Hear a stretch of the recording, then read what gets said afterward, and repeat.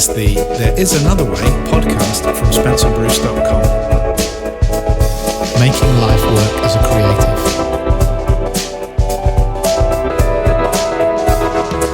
Hello and welcome to this week's podcast. I hope you are all doing well out there. I hope you're all getting on really well, and hopefully the world is starting to reopen up for you. Sadly, not quite here in the UK at the moment, but hopefully you guys listening around the world, things are getting a little bit easier and a little bit better for you out there. How did you get on with the task from last week? How are your life highlights coming along? Have you managed to form a little folder or a little book containing the elements that you are going to use to brighten up your day or kickstart your creative process and make you inspired? Once again, love to hear some of the things that you have put into your creativity Kickstarter life's highlights folder. One of the things that's pride and joy in mine is my photo with Steve Vai, who's been a big inspiration to me all my life. I was a teacher as well. I did a course at Berkeley with him, and looking at that picture just makes me really happy and makes me really inspired to get down and write some amazing music. What are yours? Please do head over to the Facebook group There Is Another Way podcast and do leave us some of the examples of your life highlights. Love to hear those. Also, we're on YouTube now. Do hit up the YouTube videos and perhaps leave your comments there if you would like to. That would be really great.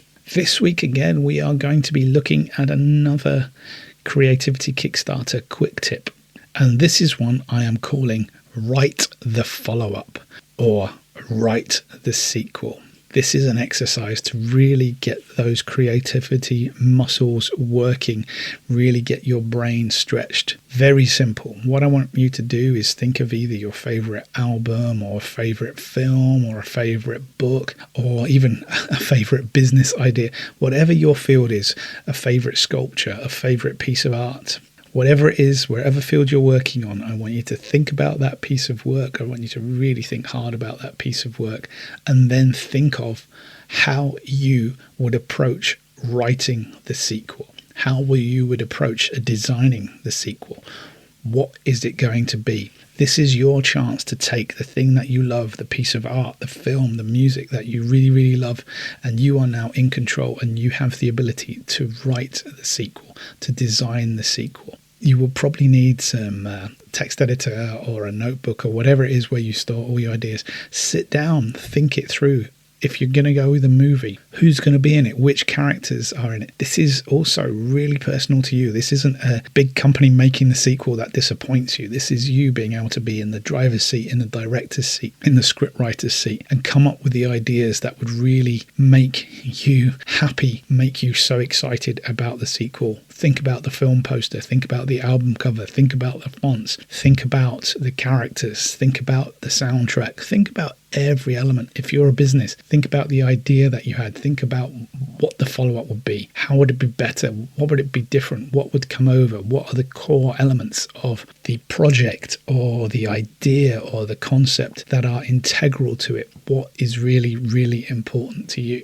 You have total free reign. And of course, as I said, please do let me know. Please do head over to the Facebook group There Is Another Way podcast. Please do leave some comments on the YouTube videos. Really would love to hear what your follow-up is going to be, what the title is going to be, what the concepts are going to be, who the main character is going to be, what the ideas are going to be. I hope you feel excited by this because I have really enjoyed doing this, imagining being in control of my favorite albums or my favorite films. For me, it's imagining what the sequel to Blade Runner would be. And I'm not talking about Blade Runner 2049 because that's not how I would have had it. It's how I would have moved on and developed my ideas associated where I wanted the Blade Runner universe to go. If I'm thinking about music, not necessarily one of my all-time favorite albums, it is in there in my all-time favorite albums. It's not my all-time favorite album, but Pink Floyd's The Wall. It's writing the follow-up now we're outside of the war, how would the characters that we've come to